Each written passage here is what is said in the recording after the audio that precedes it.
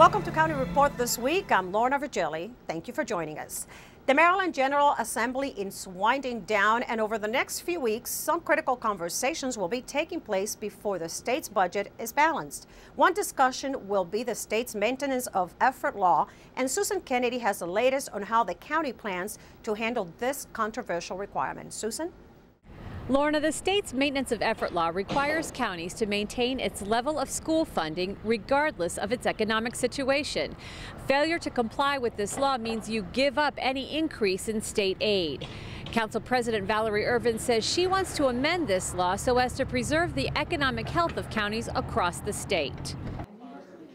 Council President Valerie Irvin paid a visit to Annapolis this week to sit down and brief lawmakers on just where the county stands on the issue.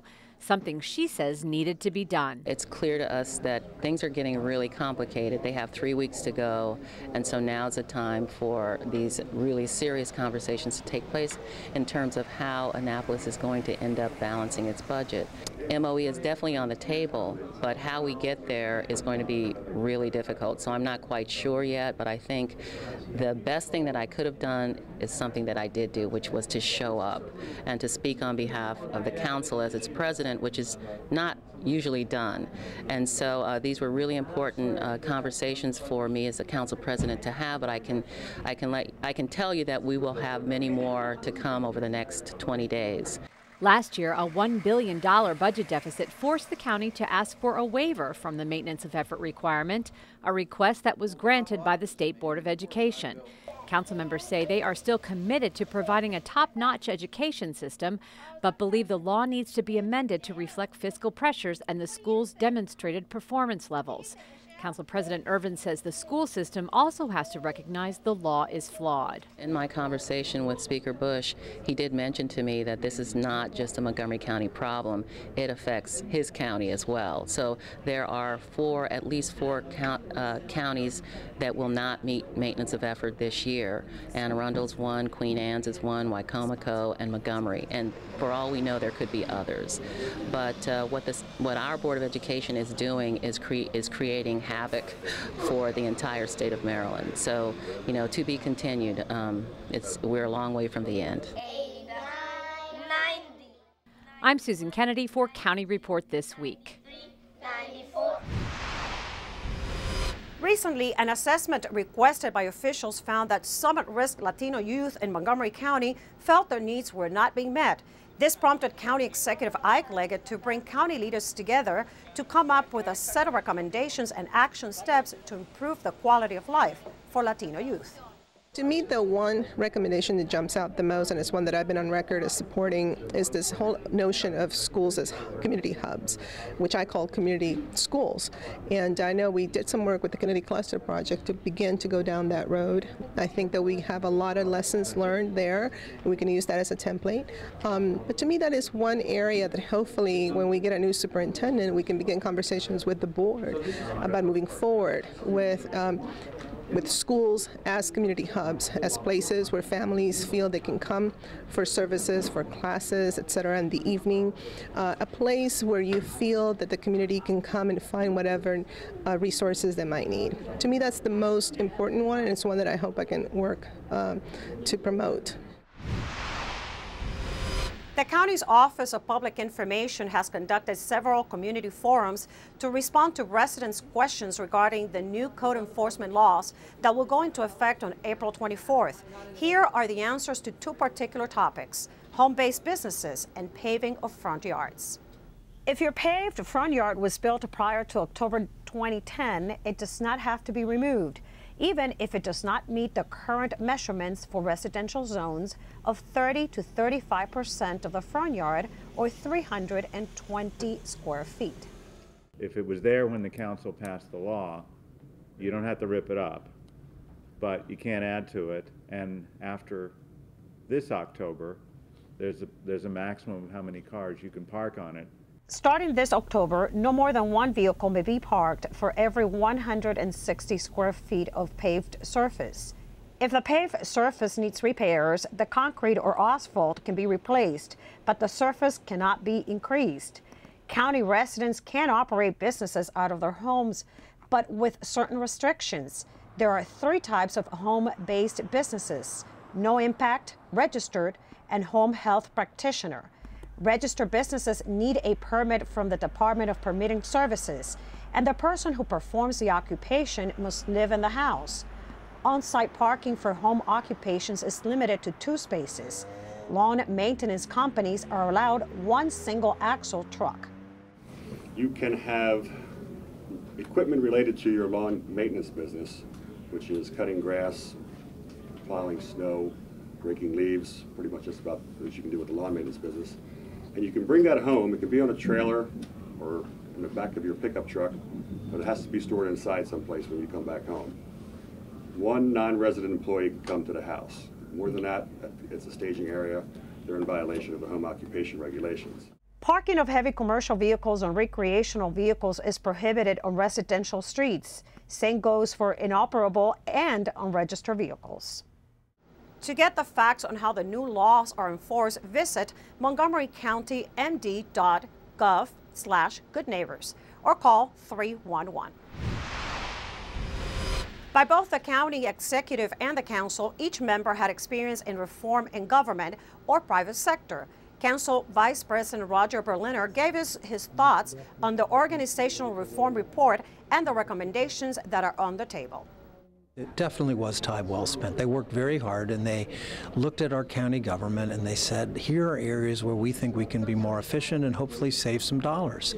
And they came forward with a lot of recommendations. And what you heard today was our council basically saying, we agree, we want to support this kind of work, and we urge our county executive to embrace this as well. And I think you're seeing a great deal of common ground in terms of how to assure our public at this moment in time, when our fiscal situation is as difficult as it is, that we are trying to find ways to serve them more efficiently and with more cost effectiveness. 37 members of the Montgomery County Police Department, Sheriff's Office, Fire and Rescue Bomb Squad, and the SWAT team were the recipients of the Public Safety Awards. During a luncheon ceremony, the Montgomery County Chamber of Commerce honored these heroes who responded to the September 1st hostage situation at Discovery Communications in downtown Silver Spring. The awards recognize the first responders who handled the hostage situation and saved the lives of 2 Discovery employees and a security guard. When we come back, we will bring you the latest from the county's Department of Transportation regarding budget cut impacts. I'm Rockville 11's Bridget Breuer. Coming up next, we'll tell you about a special exchange program with students from Japan when County Report This Week continues.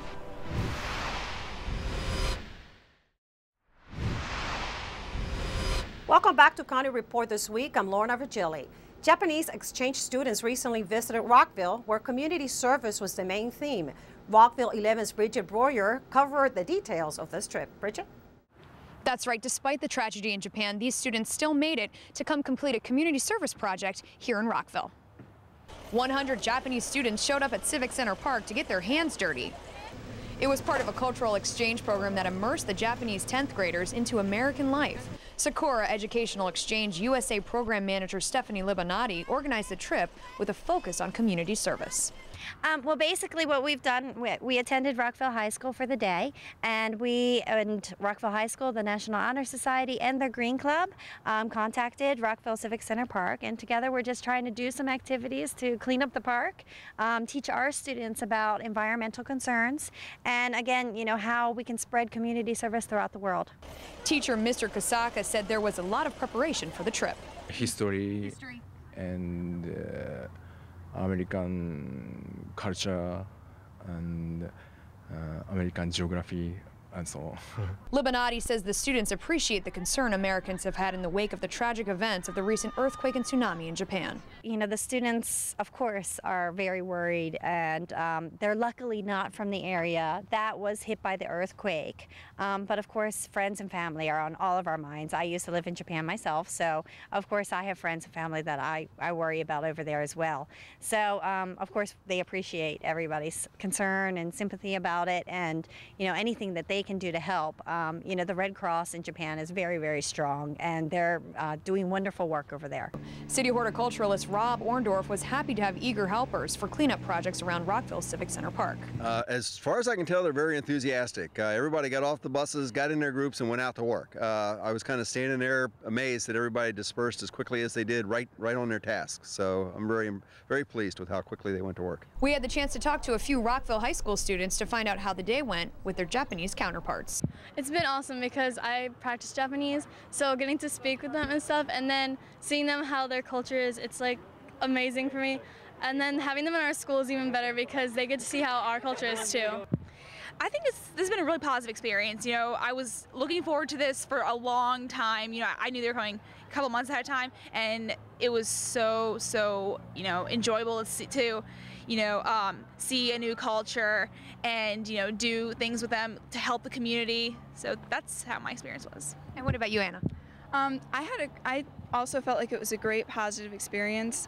I was a little apprehensive because I just wasn't sure I was going to go with somebody who didn't really know my language that well, but even though my buddy, she didn't speak English very well, we were still able to communicate just through body gestures and that universal human language with the smiles, and she could read English, so we communicated really well, and it was great. I got to see some of her culture, and I felt like it was really fun getting to show her around the school and show her what an American school was like. I learned how to say hi, konnichiwa. Can you tell me what your experience has been like today? My experience was pretty fun. You know, it was a totally different culture coming along, and just being with us, it was a great pleasure. I think it was really fun because I got to get to know them more. I've been to Japan, but I don't really speak to people that are my age group, so it was really good to get to know them. The students will visit the U.S. for 2 weeks, practicing their English and learning more about American culture. Now let's go to Tom Pogue from the county's Department of Transportation for an update regarding budget cuts and bus services. Hi, I'm Tom Pogue, Community Relations Manager for the Department of Transportation. Here's an update for Montgomery County. Working to close a $300 million budget gap, County Executive Leggett announced his recommended operating budget for the fiscal year that begins July 1st. The county continues to struggle with a challenging fiscal situation as the economy recovers. MCDOT's proposed budget contains cuts, but in no case will the public safety be compromised. The budget will reduce grass mowing, road patching, traffic studies, signal loop detector repairs, and the discount on Ride-On's monthly pass. The cost of Call-and-Ride's second voucher book would increase. Long-term parking rates in Silver Spring and Bethesda are proposed to increase by 10 cents an hour, and parking charges are proposed for Bethesda's lots and garages on Saturdays. Despite the difficult financial picture, DOT continues its commitment to innovation and efficient transportation system.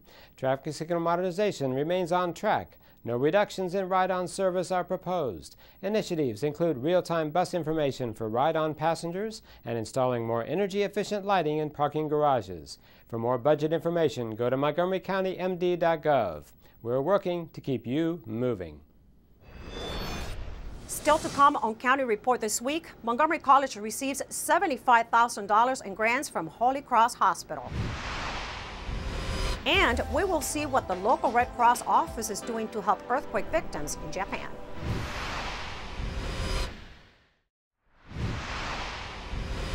Welcome back to County Report this week. I'm Lorna Virgili. A few weeks ago, Japan was struck by an earthquake that triggered a 13-foot tsunami. Hundreds of thousands are still displaced. Montgomery Community Media visited the American Red Cross of the National Capital Area, and here is what our local community can do to help. The American Red Cross, whether it's locally, across the country, or around the world, helps people prepare for, respond to, and recover from emergencies. That's our mission, that's what we do, no matter what the size of that emergency is. So in the case of the earthquake and tsunami in Japan, we are waiting for the society that is in charge of the Red Cross in that particular country. The Red Cross internationally has societies around the world, and what the American Red Cross does is wait until we are requested by that particular society for the kind of help that they need. When we get calls, not only in this area in Montgomery County, but around the country, they may ask for our emergency response vehicles to come and help. So we have volunteers at the ready who can be called to provide assistance around the country. So, you know, if something happened here in Montgomery County, a terrific tragedy, you know, something horrible, and we needed help from Red Cross chapters around the country, we could ask for that. In turn, if somebody requires our help, we immediately can respond with this vehicle to provide the kind of support that they need. And this vehicle has especially trained volunteers and some staff who can help drive it and provide the assistance that the victims of a tragedy might require. We've been having a tremendous outpouring of support for the tragedy in Japan, the earthquake and the tsunami. And people have called us to say how they can help, and how they can help is by providing financial assistance. And there are a number of ways that they can do that. They can visit the Red Cross website at www.redcross.org and provide a financial contribution that way. They can text Red Cross 90999 and provide a $10 contribution. It's a very simple way for people to provide assistance.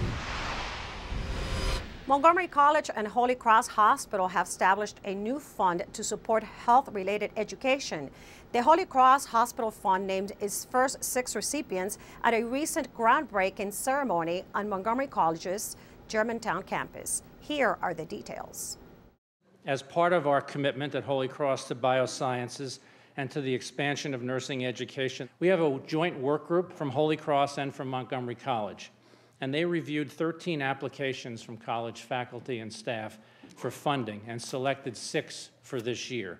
Montgomery College President Dr. Darian Pollard and Holy Cross Hospital President and CEO Kevin Sexton announced nearly $75,000 of grant funding from the new Holy Cross Hospital Fund at a recent groundbreaking ceremony for Montgomery College's Bioscience Education Center.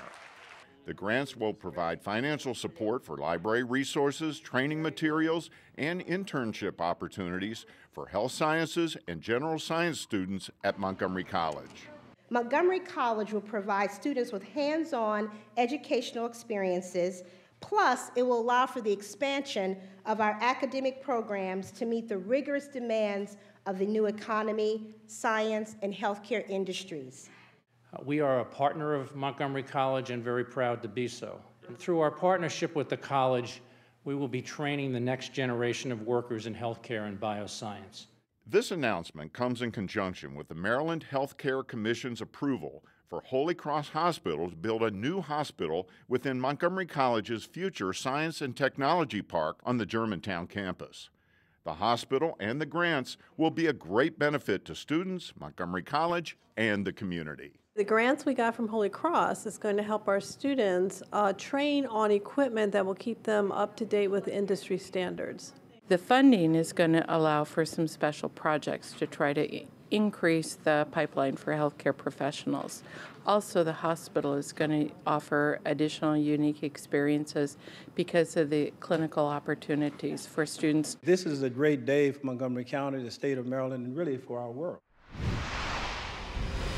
Now, do you have all shoes that are gently used and collecting dust in your closet?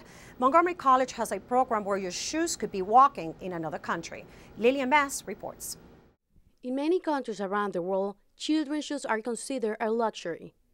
Many of these children go barefoot on soil and are susceptible to hookworms that feed on their human host. Once infected, they can later develop anemia. This is where Walking My Shoes Global Project comes into play.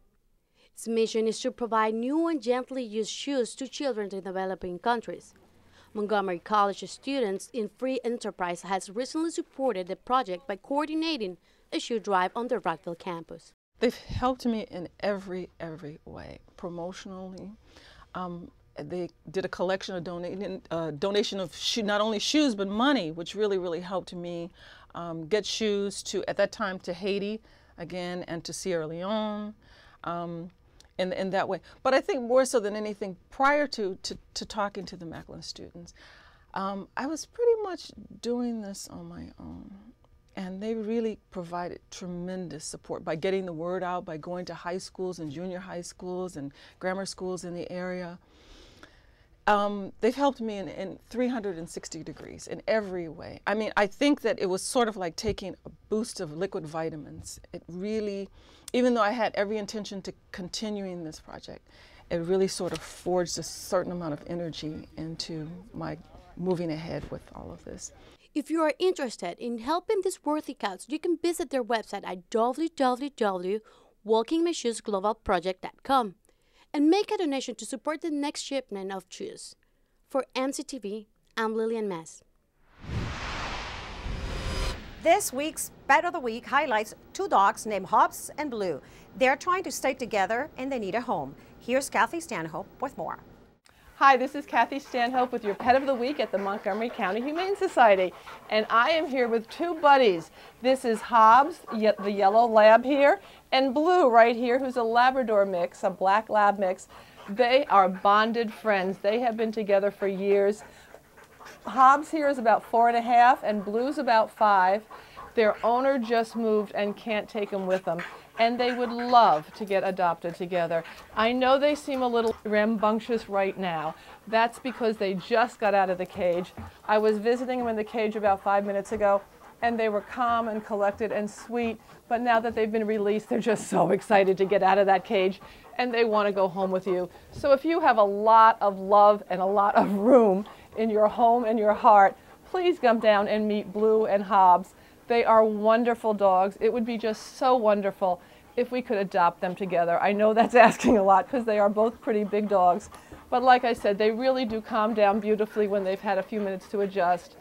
And they've been together their whole lives. So come visit us at the Montgomery County Animal Shelter on Rothgeb in Rockville, or visit us on the web at mchumane.org, or even give us a call at 240-773-5967. Come meet Hobbs and Blue, and you may go home with your two very best friends, and just think how good that will make you and them feel. Coming up, Damascus High School is preparing the next generation of cybersecurity personnel. Also, we will take you to Brookside Gardens and we'll give you tips on how to trim hedges. County Report this week. We'll be right back.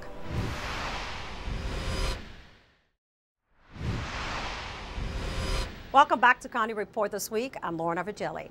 Spring is officially here and it is time to start working in the yard. We are heading to Brookside Gardens where Phil Normandy is going to teach us how to trim hedges properly. Hi, I'm Phil Normandy, Plant Collections Manager here at very sunny Brookside Gardens. Do you have overgrown plants? I bet you do. Almost everybody does. It's nothing to be ashamed of, but this is the perfect time of the year to make that right. Take, for example, this overgrown yew hedge we have here at the gardens. It had basically eaten up about half of the sidewalk, and this hedge is about 40 years old. So we took matters into our own hands and decided to push it back to where it belongs. We did that first by establishing a guideline with our string, which actually corresponds to the edge of the old walk, believe it or not. And you can see that the shrubs actually were out this far. We came in and using our hand pruners and some other tools, we did a major cutback, and we're hoping that this will regrow and green up again very soon. This is what you would hope for to happen within the first growing season. A lot of fresh green growth right where the cuts were made, and then you can go back and start shearing them flat as you would choose. Yew bushes are very slow to recover, and so you may have to wait 2 to 3 years for this to be fully grown in. However, hollies and other evergreens grow in much faster. Happy pruning. It is still spring, but summer is almost here, especially for parents of young children and youth. It is midpoint in the registration process for the county's recreation summer camps and programs. Montgomery Park's summer camps offer nature, ice skating, hockey, tennis, and more. For more information, visit montgomerycountymd.gov/REC or call 240-777-6840. And talking about youth, Montgomery County Public Schools' Leslie Maxwell went to Damascus High School this past week to visit a computer networking class that is creating the next generation of cybersecurity experts. At Damascus High School, in one of the more rural parts of Montgomery County, a computer networking class is one of the most high-tech in the school system. These students, most of them 16 or 17 years old, have already learned the skills it takes to link computers and devices together to exchange data. Now, Damascus computer science teacher Jeff Hansen has them sharpening the skills they need to protect computer systems from cyber attacks. Later this week, they will test those new skills as they go head-to-head with other high school computer whizzes around the nation to see who has the best cybersecurity chops. The competition, known as the U.S. Cyber Challenge, is sponsored by SANS, a Bethesda-based computer security firm that is tapping into American high schools to find some of the best minds to recruit into the burgeoning field of cybersecurity. What they want to do is they want to find high school kids who are interested in computers, interested in computer forensics, and protecting computer systems through computer security. And they want to find these students and encourage them to go into these college majors and degree programs so they become the cyber warriors of the future. 27 of Hansen's students already competed in the first round of the competition earlier this month, with 8 of them finishing in the top 25% in a field of 600 students. So on Friday, we're probably going to have a 20 question tests, probably 20 or 40 minutes or something, and it'll be on Linux and Windows operating systems to kind of see what we know and give us an idea of what we should know if we're going to go into this field. All the stuff that we've learned, all the field trips, all the information they tell us about how they need more women in their workforce and how they actually just need anybody in the IT field right now, made me more interested. It made me more interested, pretty much. It's like they want us more. I understand the need for young IT students. Students who could soon find themselves on the front lines to fight against a growing number of cyber attacks. Good luck to those Damascus students. And that does it for County Report this week. Join us at this time every week for a look at what's going on inside Montgomery County. I'm Lorna Virgili, and thank you for watching.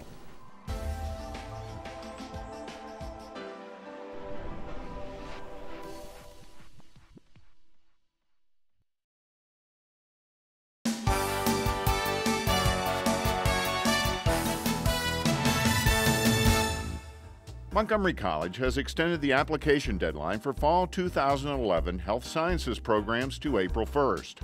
Only those students ready to begin their professional and clinical courses in the fall should apply. You can apply online or at any of our 3 campuses.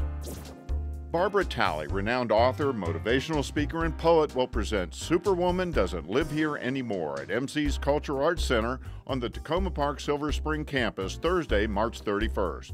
Her appearance is free and open to the public. Dr. Buddy Muse, MC's Associate Director of the Office of Distance Education and Learning Technologies, has been named the Maryland Distance Learning Association Administrator of the Year for his work with MDLA, Maryland Online, and Quality Matters. For more information about the endless possibilities at your community college, visit our website.